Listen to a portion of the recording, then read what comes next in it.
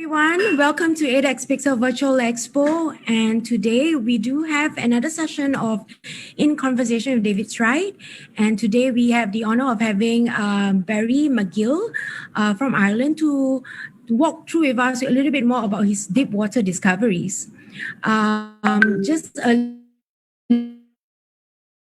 little short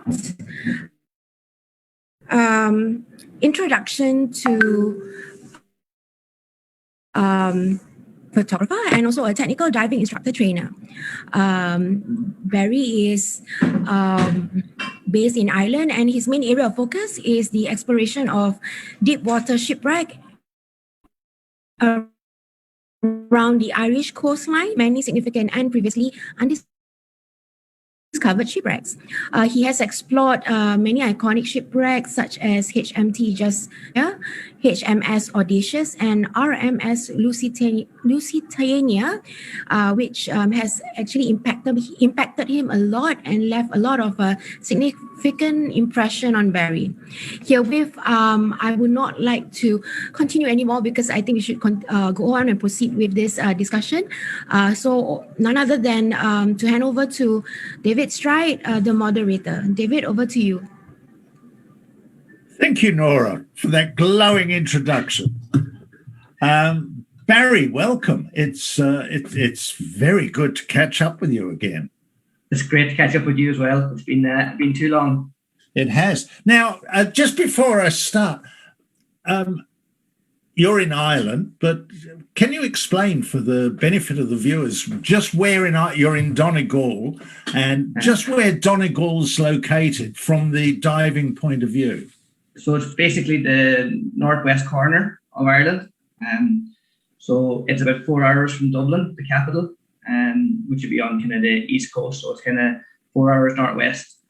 It's quite remote with regard to Ireland. So it's quite a rural area. The main kind of industries would be kind of farming and tourism. So it's kind of quite forgotten, I think, in a lot of ways. So, but it's a really nice, picturesque place. There's loads of mountains, lovely coastline. So it's a good place to visit.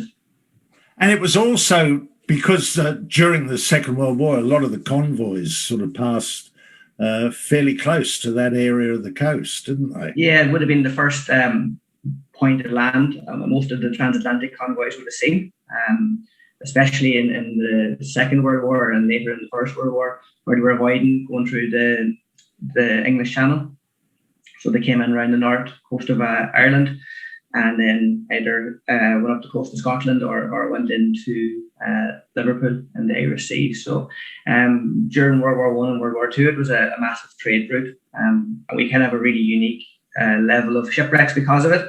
So a lot of the shipwrecks are the majority of our shipwrecks are all kind of further offshore. So they're maybe 20 to 40 miles offshore, a lot of them, and even further. And a lot of them are kind of liners and cargo ships, and then a lot of kind of admiralty ships then as well, HMSs and stuff. So, and then we also have the unique thing as well of after the war, they dumped all the U-boats in Operation Deadlight off the coastline. So we've got over 130 U-boats lying on the seabed as well. So yeah, more than you could ever. How many of those have you actually sort of managed, or how many of those have actually been discovered in diving terms? I'd say probably 40 or 50 of them have been dived. I probably would have dived maybe, I've never counted how many I've dived, probably 30, 35 of them maybe, I think, but I never actually counted them. It's a lot of the time the deadlights are you try to avoid finding them. Because when you're looking for other shipwrecks, you end up dropping on deadlights. And while the first couple are really interesting and some of them are really unique, you do end up kind of going, oh, it's another type 9 or another type 7. And literally you're in 130 meters going, I don't want to see this. I want to find something else. So it depends on your perspective sometimes. Yeah. But if you're into U-boats, there's every type of German U-boat from World War One or World War II, up here. So it's pretty unique. It sounds like Richie Kohler will be beating a path to your door. Oh, I think it'll be his his toy box, basically. He'd love every moment of it. Yeah. But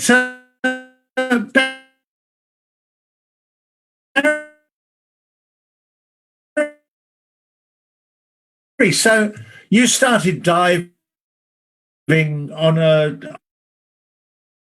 holiday. In New York, I had the allure of diving, or interested in kind of the sea. And we had gone on a family holiday before down to Kerry, and I had arranged for a try dive. I had to sign up about try dives. So I was sent off on a bus with the instructor for 2 different days for try dives in this little harbour or little cove in New York or somewhere. Couldn't tell you where now.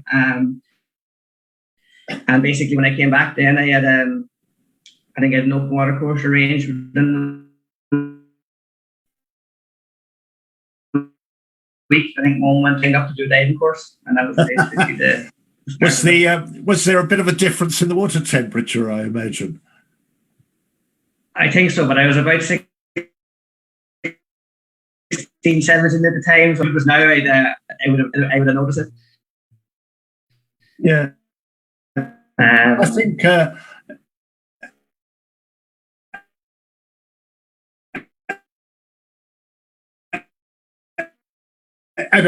for a long time. I think I know when I got started diving on the dry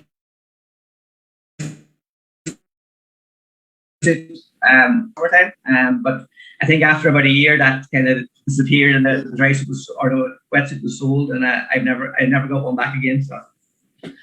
So you went to university, and you joined the diving club there, and ultimately ran it, I believe.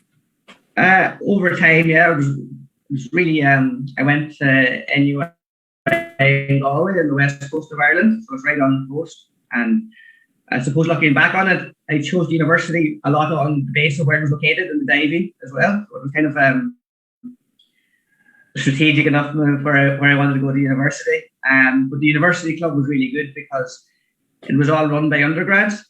So you had a lot of freedom at 18 or 19 to go diving and to kind of explore the area and stuff. So it was a great learning experience to be there for 4 or 5 years to be part of the club. And I suppose it brought me on a lot as a diver, from relatively inexperienced when I joined the club to quite experienced when I finished up. So it was a really good experience. And I suppose when you're in university, you don't have much else to do other than go diving. So it's quite a good time to learn.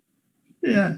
And what sort of courses were you running there? I.e., was it sort of like the PADI or? Yeah, there were CMAS or KMAS courses.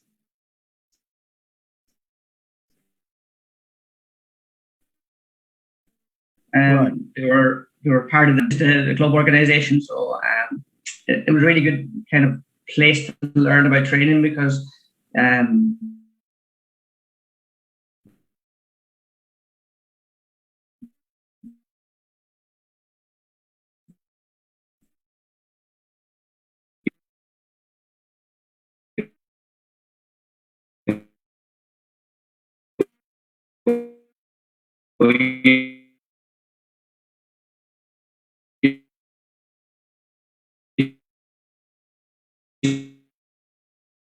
Start off as a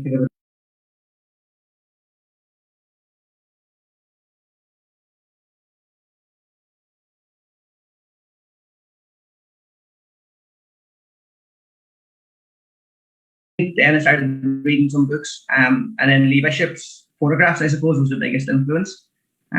Being from Donegal, I started coming across photographs of some of the shipwrecks that Lee had taken, like the HMS Audacious and the Sherman tanks on the Empire Heritage, and then the bow of something like the Justitia, and like seeing Lee's images on his website, that Deep Image website. I think that really kind of opened my eyes to what was off the coastline in Ireland, and I suppose more specifically Donegal, where I was from. I suppose our culture doesn't really have a big connection with where we're wanting to, I suppose, in the broader sense at least.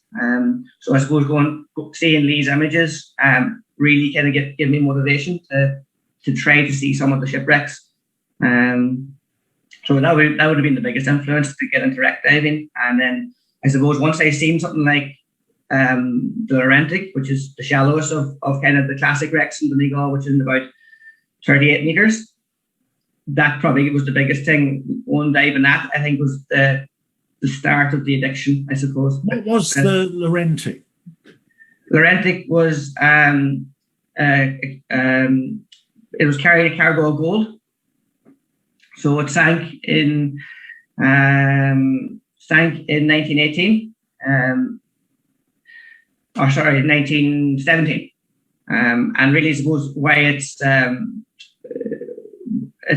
big enough liner, and I suppose the main reason why people dive it or like dive it is that it was carrying a cargo of gold, and there was a couple of recovery salvage operations to recover the gold. And there's still something like 20 something bars left on the shipwreck. So I suppose when you're going to dive it, you always think, oh, I might find one of the gold bars today. So it's and it's quite accessible. Like it's in about 36 meters, so it's really accessible as well. So it still lures people back looking for the gold. Yeah, and you get people painting lead bars with gold spray paint and hiding them on the wreck, and people are getting very excited every so often. So. It's a lovely shipwreck as well. What got you into photography? I suppose once you're diving them shipwrecks for a while, you come home and most of my friends and family don't dive. But how do you explain what you spent the whole weekend or the whole week doing? Yeah. And the other side of it is, like in Donegal, we're really lucky that the waters are very clear and we get lots of ambient light. So people believe, in Ireland or in England or in kind of colder climates that it's cold and dark and miserable, and you're trying to explain to people that no, what you're seeing is a lot more interesting. So I suppose trying to get being able to show what I was so interested in probably was the big thing, and being able to explain it to people. And I suppose again, like Lee's images has a big impact on me. So I suppose I see it as a way of being able to bring it to a wider audience. Yeah. And where did you, so you were diving open circuit at that stage? Yeah. When did you decide, because you subsequently switched to closed circuit, obviously because of depth or? Depth and time, and I suppose the people I was diving with were changed over or had changed over to rebreathers, and I was kind of noticing that, I was getting out of the water and, an hour, 2 hours later, they were still finishing their decompression after doing probably 3 times longer on the shipwreck. So that was a motivating factor. When I was in final year in university, so in my 4th year doing my undergrad, I kind of decided that I wanted to kind of buy a rebreather. So at the time, they were giving student loans very easy for graduates. So, and you didn't have to pay it until you started working after university. So basically, it was easy to go and buy a rebreather and then worry about it once you graduated. So I got a second-hand rebreather from Belgium, and then I learned to dive it over Christmas. And yeah, that's what kind of got me into it. And I had to start working then fairly quickly once I finished university to pay for the rebreather. So it was, who was doing the training? Where did you get the training? Or was it, I started off with a guy. Let's get a book and open it and start from page 1.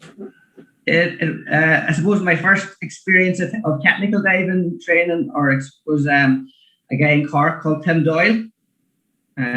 Tim's an ex-commercial diver from the North Sea back in the 1960s and 70s. So very experienced guy with loads of stories about diving in the North Sea in the 60s and 70s. And, it was basically real kind of horror stories really of what diving was about back then, in commercial diving terms at least. But yeah, it was a really good experience. He'd done a lot of stuff on Lusitania back in the 80s and 90s as well. Like Tim would have done support on some of the first dives on Lusitania, and then subsequently dived it himself. So it was kind of really interesting talking to a guy that was doing technical stuff in the 80s and 90s, before it was even called technical diving. So It was definitely an eye-opening experience coming from a recreational background at the time. And you, I know later on, you then joined, you went over, you said, to Falmouth, and you joined Lee in one of the expeditions there, a wreck expedition. Yeah, that was a really cool experience. I was really lucky that one of my kind of good diving buddies in Ireland, Stewie Andrews, he had travelled over the year before and dived with Lee and the group down in Falmouth doing kind of a Virgin Shipwreck Week. And then the following year, the person that Stewie had been diving with that year in Ireland, he couldn't travel. So Stewie gave me a call and said that I want to travel over with him to do a week's diving in Falmouth. I didn't really know much about the trip other than I knew they were diving deep kind of wrecks and maybe 90 or 100 meters kind of for the week. And at the time, I suppose it was kind of, I hadn't been diving that depth for very long. It was probably the first year that I was doing 90-meter shipwrecks. And again, it was a really good experience. On that trip, I met loads of people like Michael Barnett and guys that probably since then I've done loads of diving with. So it was a great experience now at the time. And I suppose it was you were diving on a boat with people that had been diving, like Richie Kohler was there and loads of other people that, you kind of read about in books. So it was kind of, you were kind of starstruck for half the week. Lee's, actually next week's guest is Lee Bishop, funnily enough. Oh, no way. Yeah. So, but yeah, it was great in fairness. And so was that the start of your sort of starting to explore the deeper wrecks, or? Yeah, I suppose we were doing a little bit in Ireland at the same time. We were starting to get into that kind of 80, 90 meter range, and we were starting to look for newer shipwrecks.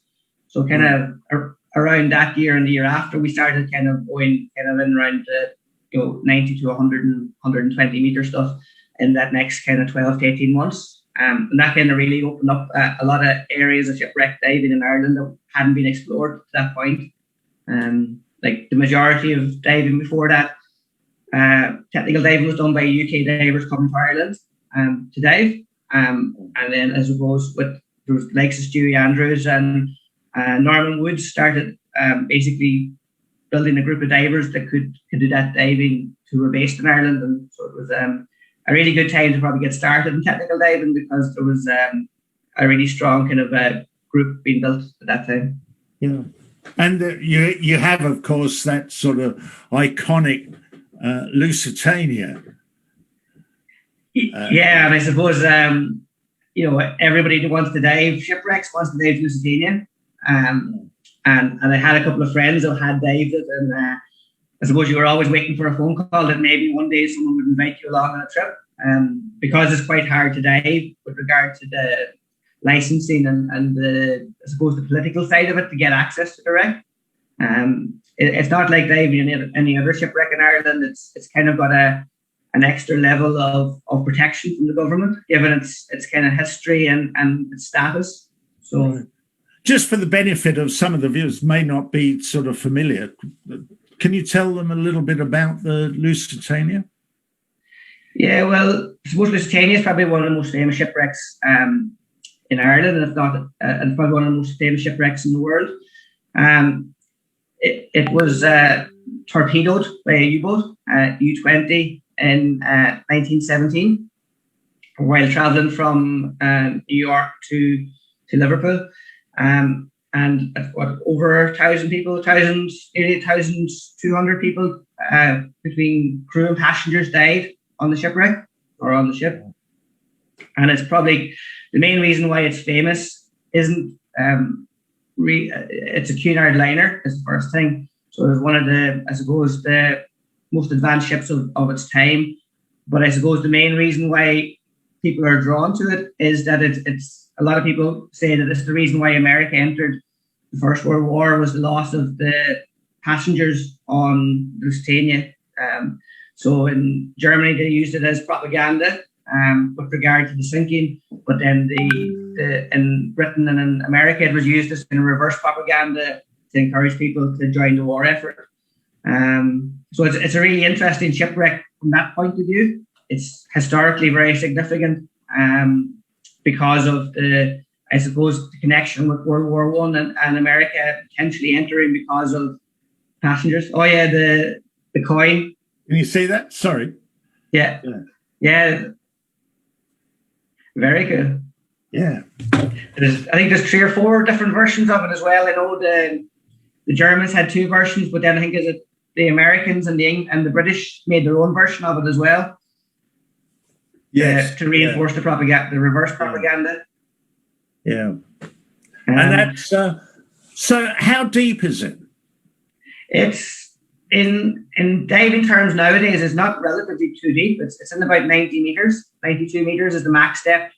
If you're to dive it, you could probably dive it in the mid 80s. 86 meters, 85 meters would get you over a good part of the wreck. So it is quite accessible, but maybe 10, 15 years ago, it was definitely a lot less accessible from a point of view of diving. But with readers and stuff now, it has become, I suppose, within the comfortable ranges of technical diving at least. But it's quite a challenging wreck. It's quite dark. The visibility on this thing is quite poor. There's lots of nets on it as well. So I suppose compared to some of the other diving we do, it's quite challenging from a point of view of the conditions. But from the depth point of view, it isn't too bad. But I suppose the conditions are harder than a lot of the stuff we would do in Donegal, which is really clear water and good visibility. You've dived it quite a few times now, haven't you? Yeah, I've done 4 or 5 different kind of expeditions at this stage, and we're hoping to go back again in August, hopefully for another chance to dive it as well. So I suppose every time we've done it's been really special. The hardest thing about diving in Lusitania is the weather. You probably have a 50% chance of diving it on an E1 trip. So if you go there for 4 days, you're lucky to get 2 days.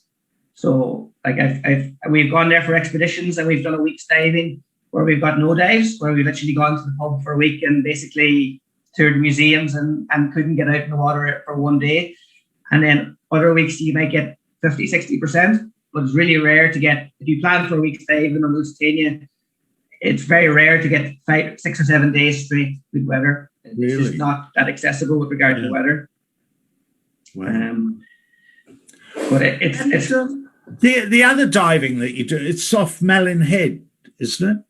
Yeah, so Lusitania is on the south coast of Ireland, and then about 6-7 hours north would be Malin Head in Donegal, and that's where I would do probably 90% of my own diving would be in Donegal. And the wrecks just vary in depth there, don't they? Yeah, we don't have very much shallower than about 35 meters. The Laurentic, like I said earlier, was probably the shallowest of the really good shipwrecks. Right. And then from there it goes all the way up to whatever depth you want. So if you go out to where Ireland's on the edge of the continental shelf, so it comes in quite close to Donegal, so about 40 miles, 50 miles off the coast of Donegal, you get the drop off for the continental shelf, and we've got shipwrecks on the side of that shelf. So the deepest we've done is probably about 160 on the Empress of Britain. But there's loads of other shipwrecks that we've looked at as tried to find, and some of them could be in 1,000 meters, 3 or 4 miles further on from the Empress. So right. How long do you go out for, Barry? So you go out. This isn't sort of day running, is it? Yeah, it's nearly all day running we do. So it's all pretty much in the last 15 years has been all day running. So right back when they started diving first up in Donegal, it was all liveaboards from the UK. So you came across on a liveaboard from the UK and you dived. Whereas nowadays there's 2 or 3 day boats that kind of do all in shipwrecks in the summer months. Right. So for the 60, 70 meter shipwrecks, you're kind of going out for, it's kind of 2 to 3 hours to the shipwreck, out to the wreck site, 2 or 3 hours on site, and then 2 or 3 hours home. But if you want to do some of the deeper wrecks that are kind of 40, 50 miles offshore, you could be traveling anywhere up to kind of 5, 6 hours out, and then 4 or 5 hours in the water, and then kind of 5 or 6 hours home again. So you kind of leave in the morning, kind of early, and you're back in, and it's night. It's near midnight when you're back again. So it's quite a, I suppose there's a lot of endurance requirement with regard to doing a week's diving up there, because the days are very long and you probably don't get to eat very well. And you've got that full range of vessels, haven't you? From warships to liners, North Atlantic liners. So yeah, and you've cargo ships, and you've got some sailing ships as well, and then you've also got all the U-boats up there and submarines. We've even got a British submarine there as well. The D6 is up in about 90 meters as well. So I suppose if you think of any type of ship during that kind of World War I, World War II period, or any type of vessel, you can kind of find it in Donegal. It's quite a unique spot with regard to the variation of what's there. What you also, just leaving the wrecks for one moment, although the image behind you, what's the image? That's the bow section of the Justitia. Right. So it was a Cunard liner that sank in 1918, and it sank over 2 days. Basically, it was attacked by two different submarines, UB-64 and UB-124, on the following day, and then sank about 20 hours after the initial torpedo. It's probably the shipwreck that most people who come to dive in Malin Head want to dive, because of the bow. Bow is kind of really really famous, iconic bow shot. So that's the back of the bow here. So where I am is near the bridge. I'm looking forward towards the bow from the shot where the diver is then lighting up the bow section itself. And if you go probably 20 meters beyond that diver, you get to the point of the bow where everybody wants to go when it comes to diving that shipwreck. It's probably the most. The visibility looks superb there. Is it always that good, or? Yeah, it's probably quite good there, but it's not the best you could see there. It's probably about 25, 30 meters, but we have got up to 40, 50 meter visibility at times. The worst you're going to get up there is about 15, 20 meters visibility on a really, that's the worst, I suppose, you get. Other than if there's a big plankton bloom, it can get quite dark with plankton in the summer months. So if there's a plankton bloom, it can get quite dark, but even then the visibility is going to be 20 meters as an average all year round. So it's really good. There's no silt then, I'd say, or very little silt bottom. No, it's quite a sandy, rocky bottom. Most of the places are gravel. So you generally don't get much silt on the wrecks, and even on the wrecks, it's very hard to stir up the bottom or destroy the viz too much. But you have to remember it's quite exposed up there. There's lots of current, very high tidal flows, and as well as that, you have a lot of swell and surge from the Atlantic swells. So you could be at 70 meters on this wreck, and the surge could be actually moving you 10 meters over and back as the swells come through. So you could be actually blown from one side of the bow to the other side of the bow quite easy. So suffering from seasickness is not very good for would-be. No, there's lots of stories of people are losing days because of seasickness. So like sometimes you look at these photographs and they're very clear and it looks very still, but on the surface it could be blowing a gale and you could have maybe 3, 4, 5 meter swells above you. But on the shipwreck down here, it looks like it's lovely and calm. But then you see a video on Facebook of the journey home, and like the boat's rolling over and back, and everyone's huddled in the cabin trying to stay out of the wash from the boat. So it's quite it is an exposed area to dive, and I suppose the conditions on the bottom are always amazing, but the surface conditions can vary a lot over depending on the week you're there. What sort of cameras do you carry, Barry? Generally, in the last 10 years, it's all been kind of digital SLR cameras. I use Nikon, so I've used everything from like a D200 when I got a camera first, and at the moment I've been using the D850. That's what I use at the moment. Right. So they're all in underwater housing then. So generally, I'd use the heavier aluminium housings. So a Nauticam housing is what I use at the moment. because they're really robust, as you can imagine.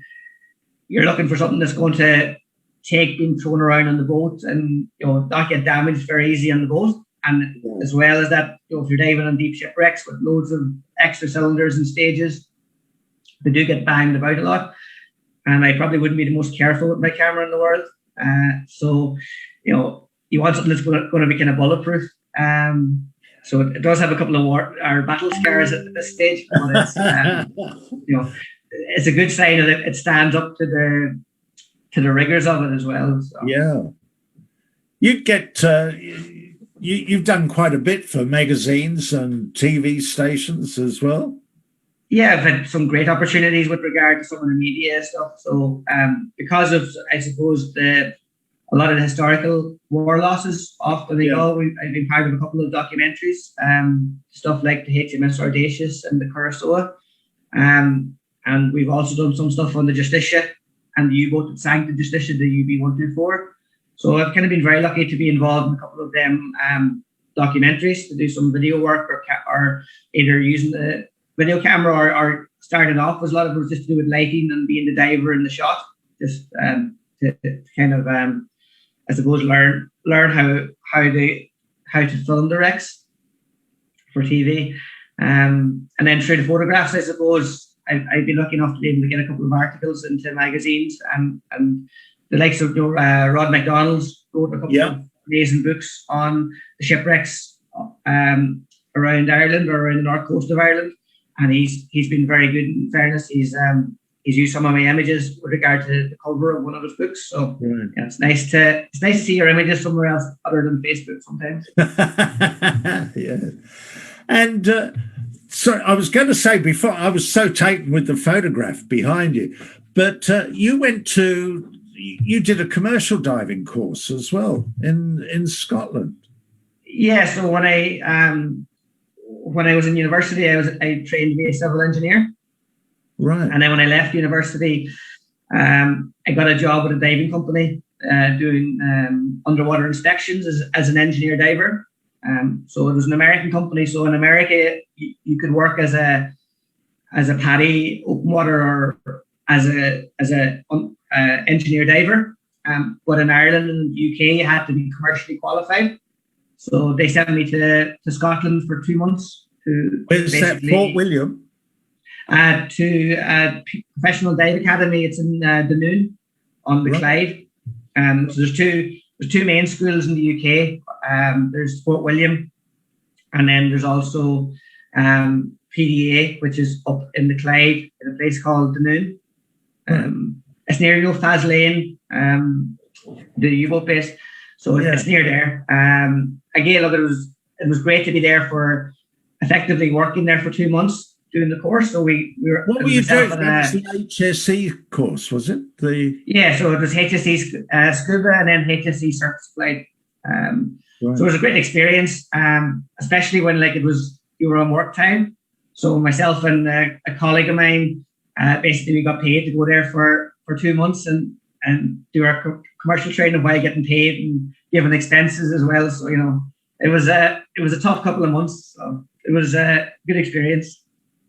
Where were you doing the diving? Actually, in and around the Clyde, I guess, or it's just off the side of the Clyde there. Off one of their, they have like an old ferry converted into a dive platform with wet bells and chambers on board and stuff. So it was a great experience. Now, in fairness, and I suppose it opened my eyes up a lot to commercial diving and I suppose how it's run and the safety side of it as well. And it was great to use all the commercial gear with regard to hard hat diving as well, and gives you more of an appreciation, I suppose, of what we do in technical diving as well.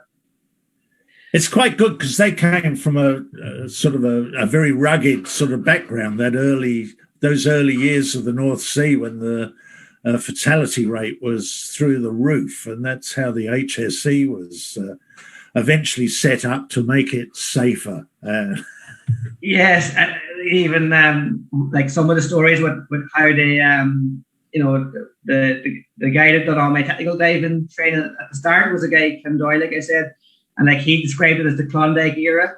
It's like going out to the Wild West looking for, or or looking for gold, basically, and prospecting. That basically it was you were a real dope on a rope, and you were like some of the stuff they used to do, even with regard to they were diving helium, but at 60 meters to put them back on air, and they were getting inner ear bends and wet bell and physically getting sick from the inner ear bend. But it was just part of their, it was just get the guy off helium as quickly as possible, because it was costing money because they didn't have the gas reclaim systems that they have now. And some of the stories even about like he putting merriments on the inside of the hat, like licking the merriment, sticking on the inside of the hat, and then during deco or during their ascent, basically taking the merriment off the side of the hat. And then the stories of like the merriment falling into the regulator on the front of the Curly Morgan and jamming the regulator and not being able to tell the supervisor why he was having problems. And it did sound like I suppose I really want to go and do that kind of job. So did you ever get to practice the surface supply when you got back to Ireland? Yeah, so I was working with an engineering company then that were doing bridge inspections.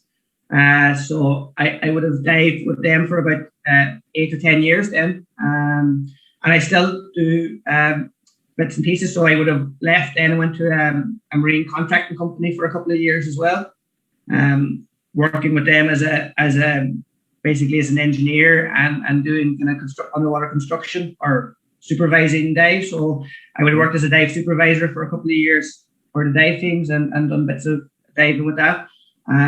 Nowadays, I don't do as much with regard to the commercial diving.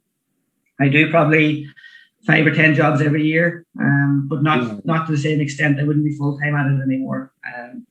I think it's too hard, I think, to do technical diving and do commercial diving. They used to look at me at the time going, you dive all week, and then you go off diving at the weekend, and they didn't really like the fact that you were going diving to, 60, 70 meters at the weekend and then arriving to work again on Monday morning looking to go ready to go diving again. It's a bit sort of chalk and cheese as well, isn't it? Yeah, like most commercial divers don't dive for fun or don't recreational dive. It's just a job. So there was probably only one diver in all my time diving that I worked with that had the same interest in shipwrecks. But I suppose we were seen as a bit odd that we spent our free time diving because most of them didn't like the fact that if you give a commercial diver a single cylinder and a BCD, they wouldn't feel comfortable or safe. Like it's very much out of their comfort zone to swim around free on the bottom. They're used to having an umbilical and a helmet and a hat on. So it's they're two very different worlds, I suppose. So just back to the technical diving, the wrecks off Malin Head. The Audacious, is that off there? Yeah, it's probably about 20 miles offshore. Right. For us, it's probably if you're from a trimix diving point of view, it's our bad weather wreck. So if the weather's blowing really bad and we can barely get out, we go to the Audacious. And if the weather's good, we would go further on. But that's probably a little bit disingenuous to the wreck because it's probably one of the best shipwrecks up there as well. It's just the most accessible of the deeper wrecks, I suppose, is the reason why we have it as a fallback wreck. How deep is it? How deep? It's in 60 meters, 64 meters. So it's World War I dreadnought battleship. Wow, so it's big. It's really, really big. It's, if you think about World War I, it was all about big ships with big guns. Yeah. So it had 5 basically double 13.5-inch guns. So there was 5 turrets. So there was A and B turrets at the front. There was Q turret in the middle, and then there was X and Y at the stern. So these are all the ships that if Audacious hadn't sank in the minefield in 1914 at the beginning of the war, it would have been part of the Battle of Jutland and would have been, it was one of the most advanced ships of its time. Right. It was probably one of the newest British ships at the time of sinking. So and for me, it's probably my favorite shipwreck out of all the shipwrecks I've ever dived. It's the one. if you told me that I could only ever dive one shipwreck ever again, I'd pick the Audacious hands down. It's probably, if you're into guns, there's probably, you could spend 20 dives and you wouldn't find all the guns on the ship. Between the big 13.5-inch guns and then also the smaller barbette guns on the ship. So it's an amazing shipwreck, I suppose, from a point of view of diving, and it's in 60 meters, so you can get an hour on the shipwreck quite easily without doing too much decompression. So again, you get a big return for kind of a little bit of deco. Is there lots of penetration dives that you're doing? In Ireland, we don't really have big shipwrecks to stay intact for very long. So most of the shipwrecks collapse, or most shipwrecks from World War I and World War II have collapsed since they sank, and that's generally because of the big swells we have. Yeah. So there's small areas of penetration, but it's not the same as somewhere like in Greece where you dive Britannic and it's fully intact. One of the most intact shipwrecks would probably be the Audacious. So it's turned turtle, it's turned upside down when it sank. So that would give you the biggest scope because it's been upside down, hasn't opened up like most of the other shipwrecks. So you can get inside the Audacious, I suppose, and there is a good scope for penetration, but it's quite challenging penetration because you're upside down in a ship that's collapsing. And you don't really have the same corridors and stuff that, if the ship was upright and more intact, you'd have corridors to follow. We're kind of in big open areas trying to pick your way through it. So generally, we don't do a massive amount of penetration in Ireland. It's not something that's, the shipwrecks don't lend themselves to it very much. But yeah, it's something that I suppose if you do like something like getting inside wrecks, Audacious is probably the best one in Ireland for penetration. With talking of penetration, you also went to Mexico to do a cave diving. Yeah, I went backpacking.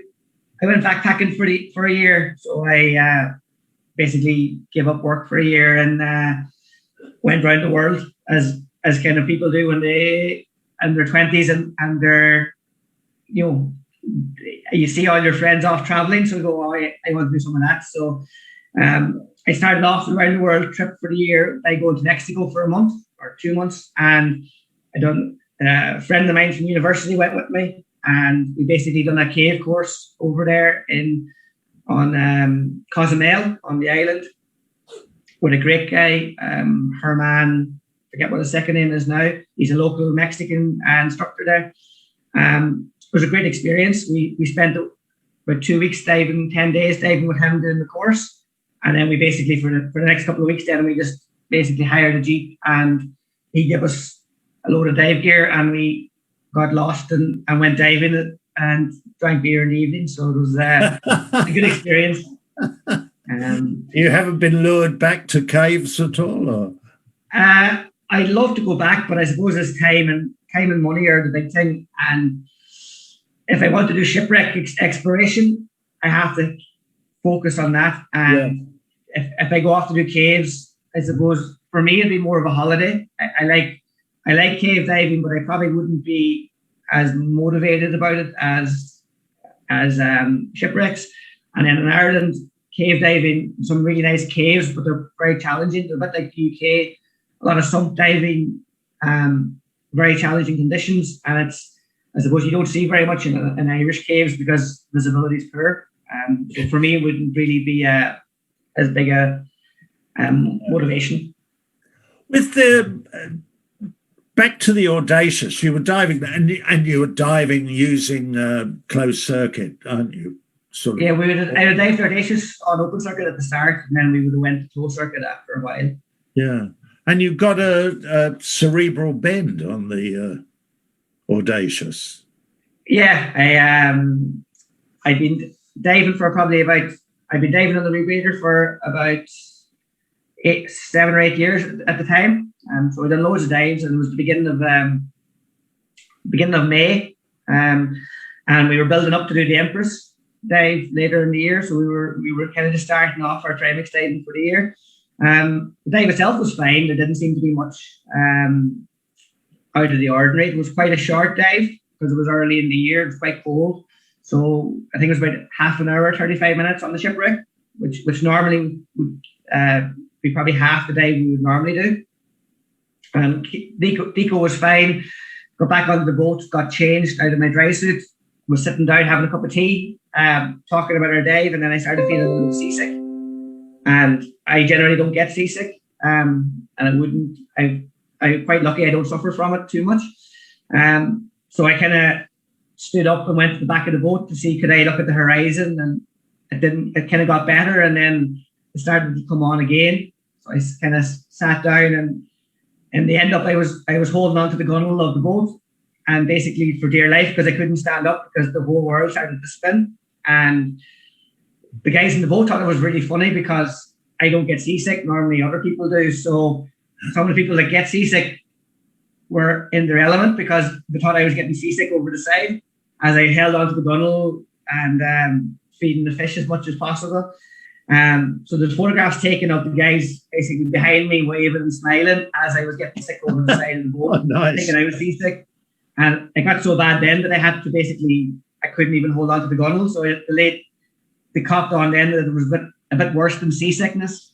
So they got me on O2 and basically called a helicopter, and I got airlifted off the boat then. The boat got back to shore, and I was transferred to the helicopter, and I was taken to the recompression chamber in Craigavon, which is in Northern Ireland. It's about 2-hour drive away.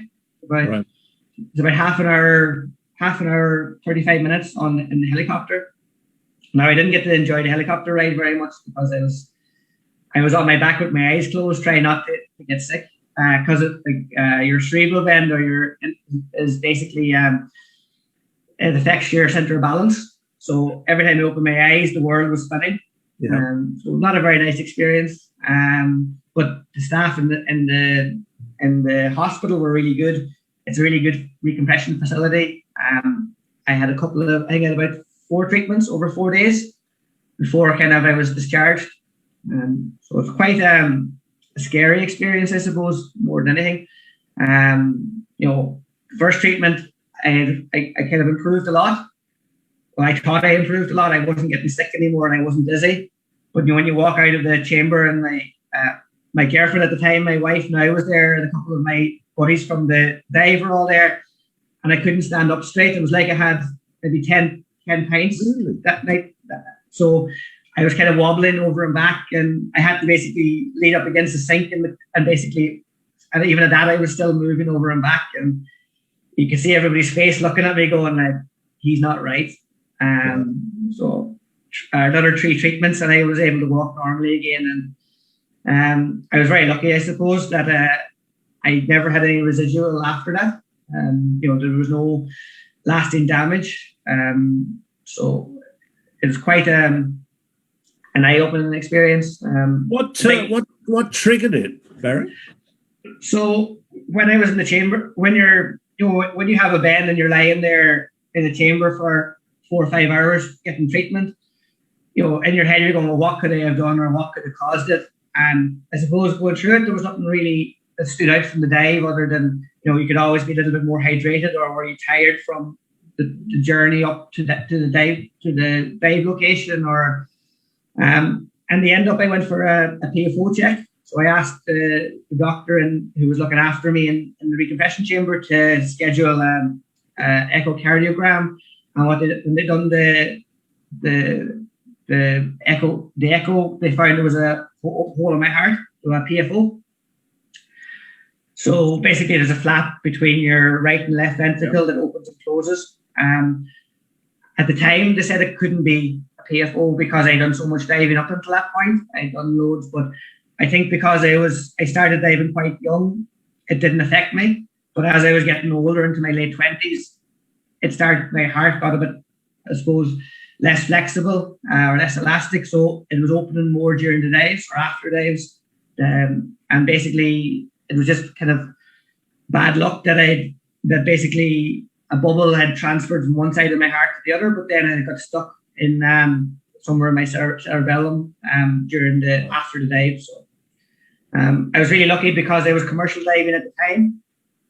I got an operation to close the hole about a month later. And then about 10 weeks later, I was back diving on shipwrecks again. So I think my first dive after the operation was like 110 meters on the Amazon. So I said I was going to go down and just test it out. Just to check that their work was okay. That was it. So I think I got signed off on a Thursday by the doctor, and on the Saturday we were diving on the Amazon. And I suppose there was lots of, it's like when you fall off a horse, how do you get back in and do decompression again? And everyone's kind of worried about you with regard to your mental scars as much as your physical scars.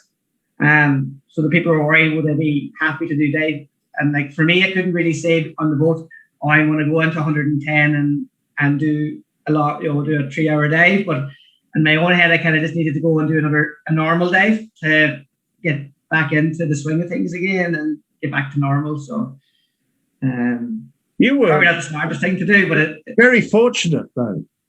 It's really fortunate because like 1 in 3 people are supposed to have a PFO in general. My father actually since that had a stroke, and he was found to have a PFO as well. Now he's fine, he's recovered, but he couldn't get the closure. They wouldn't do the operation for him. But because I was commercial diving and I was I was lucky that I was able to get the procedure done, and I was very lucky as well that it worked. And again, I only lost I had the bend in May, and I was back diving in August. So it was very lucky, I suppose.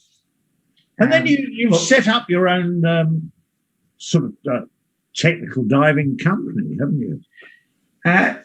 So I suppose I started doing less engineering, and I started doing a little bit more technical instruction back at around 2010.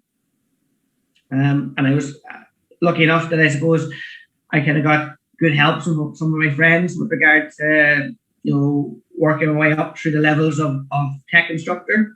And generally now, most of the stuff I do now, teaching wise, is all kind of rebreathers and trimix diving. So it's the reason I like it, I suppose, it keeps you sharp. Once you've done your courses yourself and you're diving, I found you're diving with really good divers all the time. You get very lax, and you get very, you end up kind of not as sharp as what you could be. And then what I noticed when I started teaching again and trying to teach the basics of technical diving, you start seeing and you start talking about simple mistakes that people make or the things to look for. And then it probably keeps you a bit more active in your mind when it comes to diving. Whereas I did find before I started doing the technical teaching that I was starting to get a bit too relaxed and comfortable in what we were doing. So.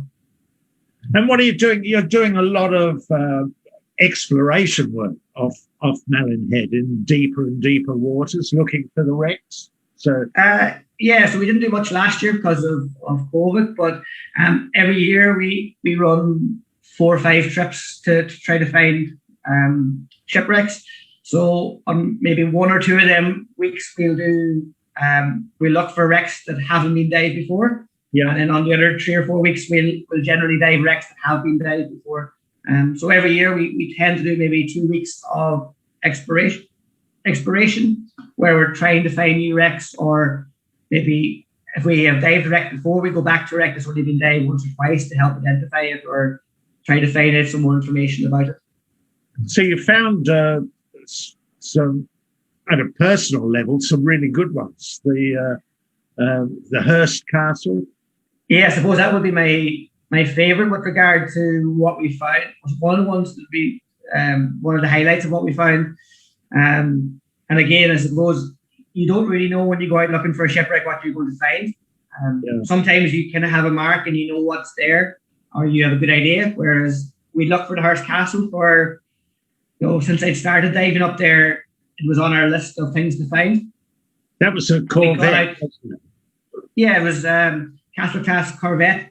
It was in World War One, but then it had been changed into in World War Two. It was converted into anti-aircraft, basically.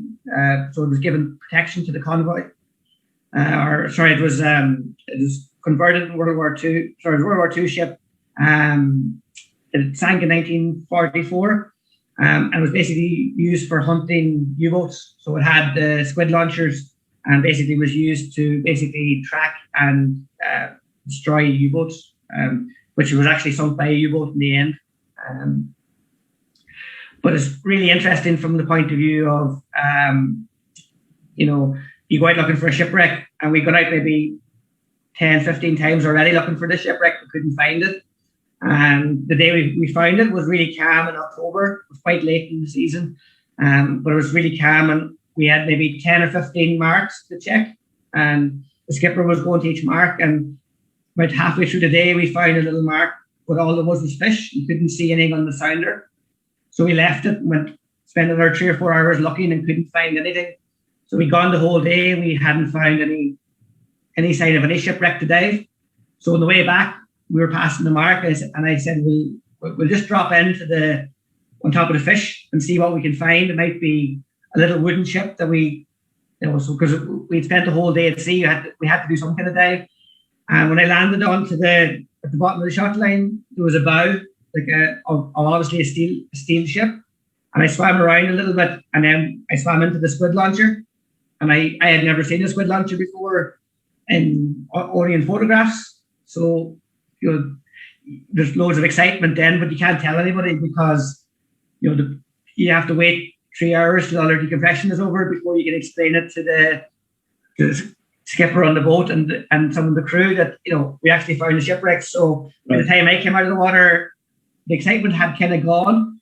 But then when you tell them, you see their faces and they're nearly jumping around the deck that they'd found the Hearst Castle. And because they thought that we'd find nothing other than a little wooden fishing boat. So. And you've discovered a couple of submarines as well there. Yeah, we're really lucky. I suppose there's one of the boats we use up there is the Roskill. It's run by a guy called Michael McVeigh, and he's very good with regard to helping us research the U-boat or wrecks in general. And we've come across a couple of really interesting ones, like the UB-124, which is the U-boat that sank the Justitia. So every diver that comes to dive in Malin Head wants to dive Justitia. The U-boat that sank it is really hard to find. Like I said earlier, remember, we've Operation Deadlight. So we've got 130 deadlights off the coast. So when you go to land on a new wreck, it could be a U-boat, and you can tell from some of the multi-beams that it's a U-boat, but you can't tell, is it World War I or World War II? And you can't tell, is it operational or is it a deadlight? So we would have probably dived about 15 or 20 deadlights in the area around. Right. I'm thinking, well, this could be UB-124. You get to the bottom and it's not an operational loss, it's a deadlight. You come back, and you do that 20 times, you kind of get a bit sick of it. So the day you land on the U-boat and it's actually an operational loss, then it can be quite exciting. But it's and then, like, I suppose the funniest thing is you've got 10 divers on the shipwreck on the U-boat, but there's no big sign saying it's an operational, and you don't see UB-124 on the side of it. So you're swimming around, you're looking for maybe the deck guns are still there, and you're trying to count the torpedo tubes on the bow and on the stern, and you're trying to find is the snorkel on the right or the left, or does it have a snorkel, or doesn't it have a snorkel? And every diver has their own opinion, but you can't talk to each other. And generally then, like, the first diver comes out of the water, he'll tell the skipper, no, it's a deadlight, it's a lump of shit, it's no good at all. And then the next diver comes out and he'll tell him something else. And by the time you come out and you're like the 8th or 9th person out of the water, the skipper's nearly in depression because he thinks he's found another deadlight. And then you tell him, oh no, there was a gun on it and there was X, Y, and Z on it. And well, it could be an operational U-boat, and then you have to go back and try to find, I suppose, conclusive evidence to say, well, is it definitely the UB-124 or whatever other one it is? So because there's so many up there, I suppose it's very challenging with regards to trying to identify it then. So it's the position of the wreck is 8 miles from where it's reportedly sank. So it's quite a long way from where it should have been. And it's also probably about 8-10 miles from Justicia. So they had travelled 8 miles away from where they sank Justicia. But they're also, where the Admiralty reported the sinking isn't the same place either. So I suppose it's quite a long process trying to identify it in the end up. But it's really fun, I suppose. I think if you can land on a ship that you don't know what you're going to dive is really interesting. And then trying to figure out what it is while on the bottom is even more interesting. I suppose for me, it's probably the most exciting part of diving is swimming around a shipwreck trying to identify it or trying to figure it out. Well, Barry, I've just been told our time is up. So no problem. You've obviously got your work cut out for you in the future with a lot of exciting discoveries there still to be made. Well, I keep getting told that we find about 8 or 10 shipwrecks a year. We only dive about 3 or 4 new ones every year, so we're falling behind badly. Right.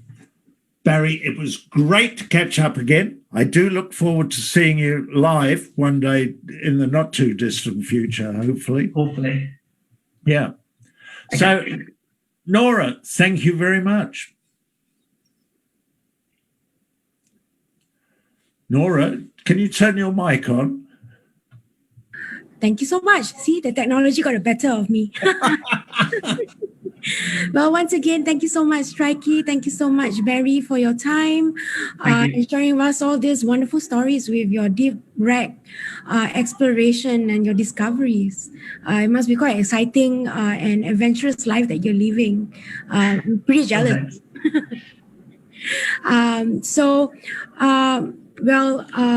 For next week, we do have an interesting session as well, and we are looking into wreck diving as well. David, you would like to tell a little bit more about next week is someone that Barry knows, Lee Bishop. So Lee Bishop is a well-respected wreck diver, deep photographer, just all-round person. So that should be equally as interesting as Barry's as well, but wrecks in a different area. So, Barry, thank you once again. Thanks very much. Thank you very much for having me. It was great to catch up. And we'll speak again soon. Thank you once again. Goodbye. Bye.